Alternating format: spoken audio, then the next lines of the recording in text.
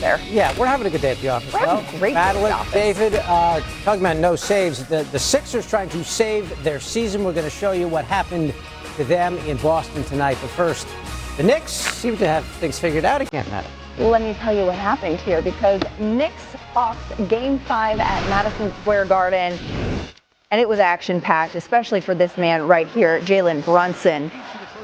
CJ McCollum trying to play hero ball again, but you know what? Gabe Vincent lobs it up. Jonathan Kuminga for the alley-oop, and that's a slam. Insane finish right here. Just look at that. Ooh! Hawks down 5 now. Final minute of the first. Miles McBride misses the floater, but Mitchell Robinson with a putback. Second chance slam. First chance poster. Knicks up 12 early in the second. Jordan Clarkson's shot doesn't fall. Karl Anthony Towns on the rebound, and the physical bucket plus the foul.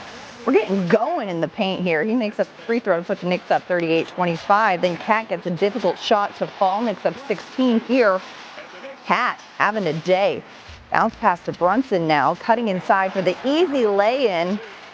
Look at this. He gets buckets. He makes assists. What a teammate Karl Anthony Towns is.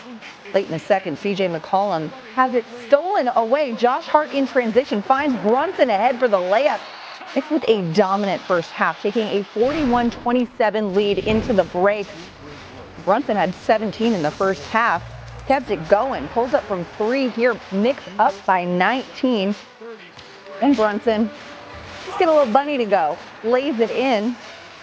Massive lead by New York, and they never look back. Brunson lobs it up to Robinson for the jam. What the vision right there. This game, collect the posters from this one right here. 8 minutes to play, Knicks up 16. Brunson drives, gets the deuce and the damage. Brunson's playing physical. And you know who loves it? Carmelo Anthony. He's been in that building before.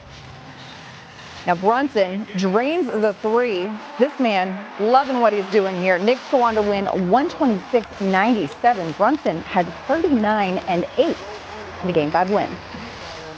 I think we started the game with the right mindset. They had a couple of runs, but we were able to stop them early instead of getting them all the way down to single digits. The one thing about them, they're going to continue to fight no matter what. So we just got to be prepared next game.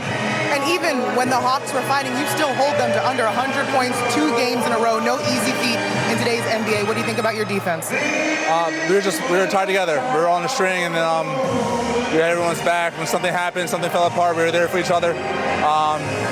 Just way to step up for each other. And then on offense, you were over here dancing the step throughs. You had 17 points in the fourth quarter. What were you seeing during that stretch? I don't know. I'm just happy to see the ball going. How do you close it out in Game 6? The right mindset. Now this is over with. We won. It's 3-2 now. As soon as we get back there, we got to flush and be prepared for Game 6.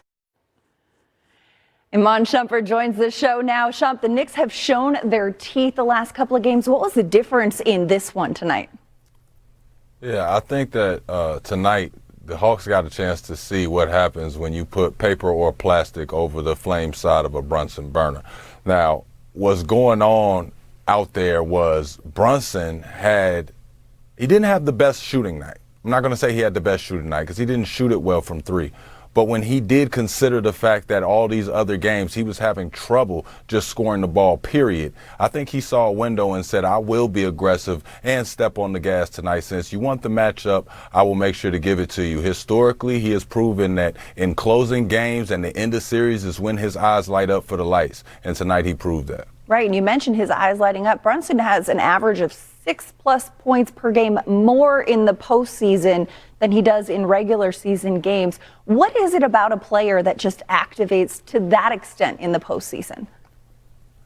Well, the special thing that happens in the playoffs is it can birth a superstar, and it calls for a superstar to step into these moments. I think that he's gotten comfortable in these moments to understand that at the end of the game, especially if it's close, which is why you always see in the fourth quarter it lights up for him.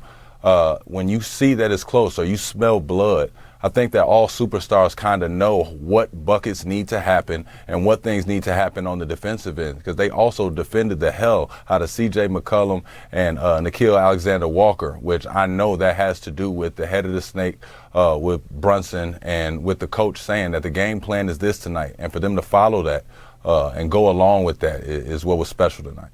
Knicks take Game 5 in a 3-2 series lead. Iman Shumpert, thanks so much for the insight. Thank you. Meanwhile, the Celtics trying to wrap up their series with the Sixers. If you can read, you can tell that didn't happen as the Sixers stay alive.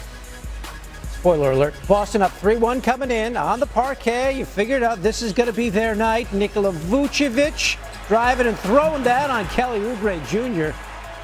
Trying to KO. Vooch puts the Celtics up by 4. Yeah, they do enjoy that over there on the bench. And then up top, and then swing it to Jason Tatum. 24 points, 16 rebounds for Tatum. Celtics up 7.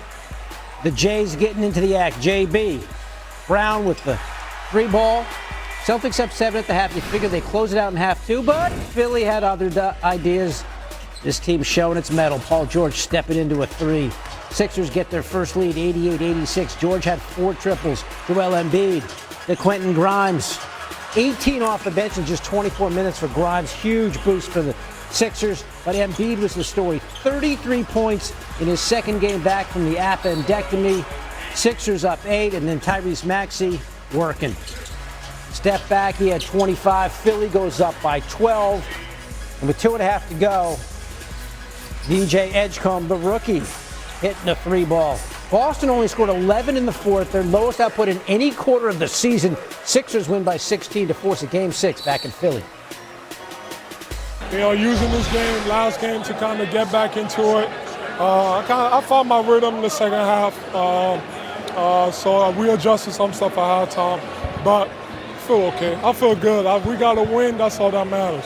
Not necessarily that desperation, but just we played a little bit more free, understanding that it's all we got is this game, and we're one game at a time. And if we lose, we're going home. So just leave it on the floor, play hard, see where that gets us. Our fans deserve a win at home. You know what I mean? We lost a tough one, then we got blown out the water. So we deserve to go out there and fight. After the performance that we put on last time in front of our fans, that was a disgrace and it was unacceptable. Tonight, I feel like they shot the ball better than us, which is doesn't happen a lot, but they shot the ball from 3 better than us, and we just gotta respond. It's the playoffs. Tonight was step 1 for both teams in doing something they've never done before. Boston doesn't want to do this. They've never blown a 3-1 lead. The Sixers have never come back from down 3-1 in a playoff series. Boston, of course, still in the driver's seat, but now the series heads back to Philly for Game 6. And we're rejoined by Iman Shumpert to talk this out. Shump, it just felt like, hey, this should be the Celtics' night. They're at home. They got a chance to close it out. And Philadelphia puts up that performance and basically dominated the fourth quarter. What stood out to you about what they did? What stood out, besides Joel Embiid doing what he did, because he's come out and played phenomenal. He won his matchup. He knew they had no answer for him, though it slowed them down in the previous game.